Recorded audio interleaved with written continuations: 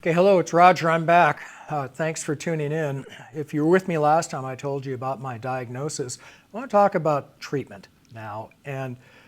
So I was diagnosed in July of 2022 and went almost immediately into chemotherapy. I will spare you all the stories about how annoying chemotherapy is. I'm sure you've heard about it already. I'll tell you a little bit more about the process that I went through. A little bit more about the process and not how much it hurt. Let me put it that way. So, interestingly, the very first conversation that I had with my oncologist, he told me about the diagnosis and he told me about the recommended treatment and, importantly, the treatment goals. And at that point, I was stage 2B. And he said, look, the goal here is cure, okay? Doesn't happen very often with pancreatic, but that is the goal. It's early enough that we're gonna try and do that. And given what we know about you physically, we're gonna be very aggressive about the treatment. And so I started with a treatment called 5-FU. And that is pretty much standard stuff for pancreatic cancer. Now, it has a lot of side effects. And you not only get the chemotherapy, and 5-FU is 3 different kinds of chemo, including oxaliplatin. You not only get the chemotherapy, because you have so many side effects, you also are given quite a lot of medications for the side effects. I declined the side effect medication. I mean, I thought the chemo was hard enough on my body, and I'd rather have the side effects than the potential downside of the side effect medication. Instead, for me, I used some other alternative types of things that deal with side effects. Not so much cannabis, but some of the cannabis products. In particular, CBD, all right? And that seemed to help a lot. It helped a lot more than anything else, that and Tylenol. Now, I'm going to give you some tips about chemo that I learned the hard way because doctors will be really, the doctors I talk to anyway, they would not recommend people do this. The nurses, will lobby you hard against it, but this is what helped me.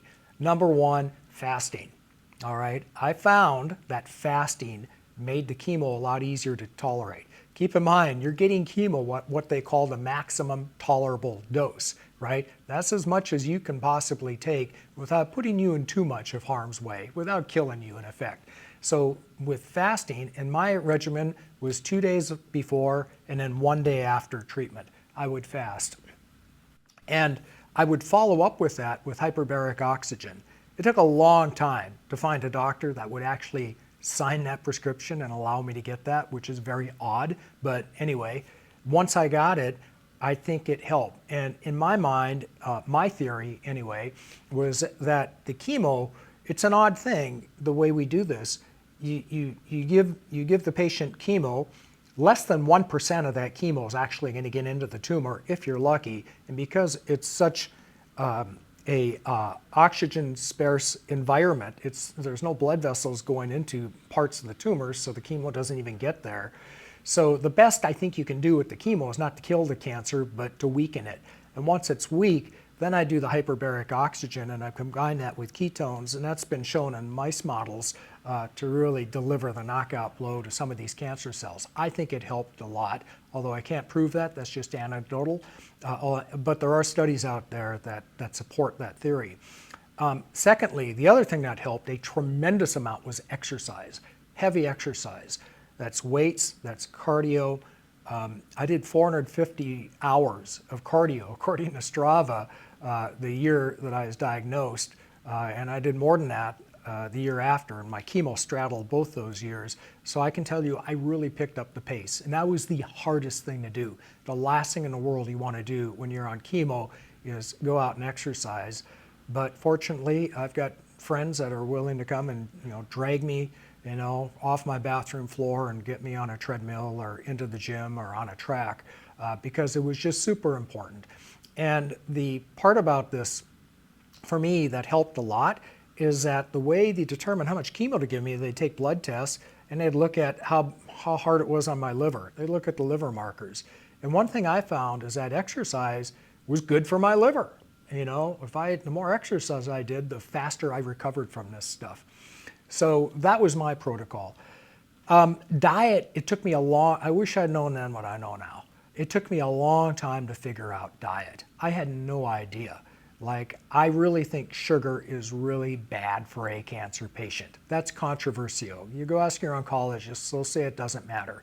In fact, one of my doctors, she said, and I quote, "Hey, it won't kill you to have a piece of cake." And I said, "Listen, lady, never again, not in a million years. I've had my last piece of cake. Well, it might not kill me, but it sure isn't going to help." And I know there are studies out there, and I'm going to do a whole talk about this. There are studies out there that say, look, every cell needs glucose. If you starve the cancer of glucose, it'll just find another pathway.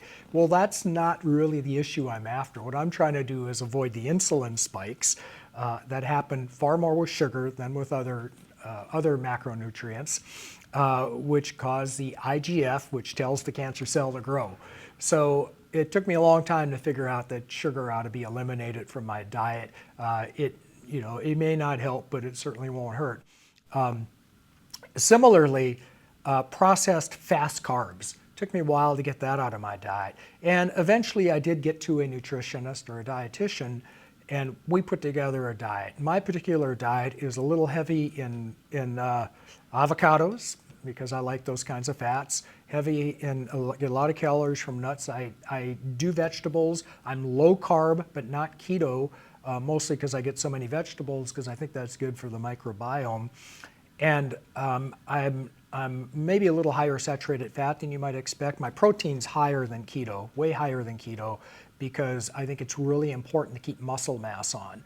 And what I found out through this, especially when I went on chemo, is I lost muscle mass, really fast. And I tried really hard not to. I lifted every other day. And it was really hard without animal protein. That's been my experience.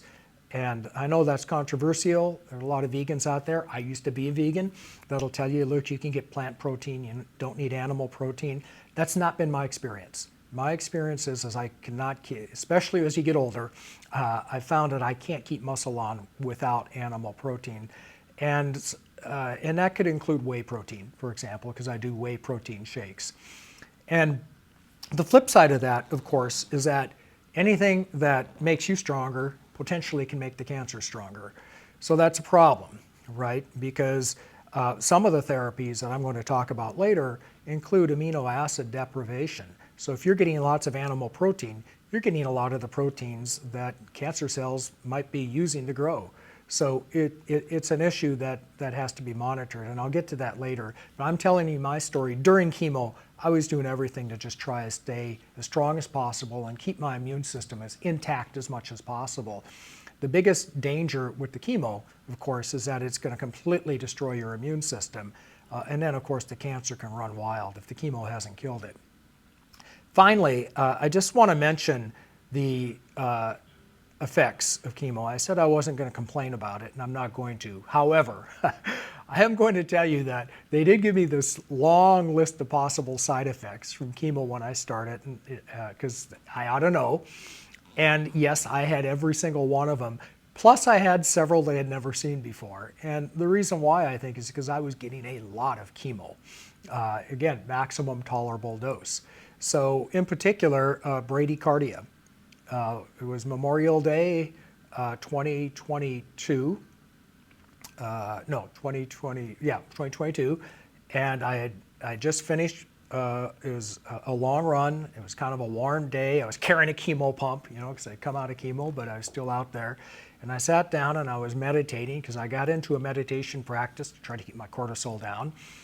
And my heart rate just dropped really, really low. So much so, I have monitors all over, and just because I want to know, that I started getting flashing bells and lights, etc. And I called the doctor and I said, look, I have a KardioMobile app that I carry around. My Whoop and my KardioMobile say I'm having an episode of bradycardia, which is a very low heart rate. And if you Google bradycardia, it'll come up. It'll say, that's what your heart does before you die.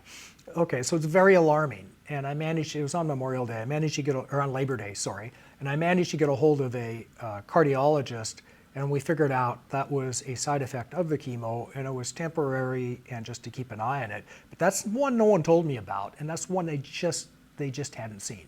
No one had seen that. The other one, which is maybe more serious, was arteriosclerosis and hardening of the arteries, calcium. And I asked specifically the doctors, is this chemo gonna cause arteriosclerosis? Because I've heard that it can.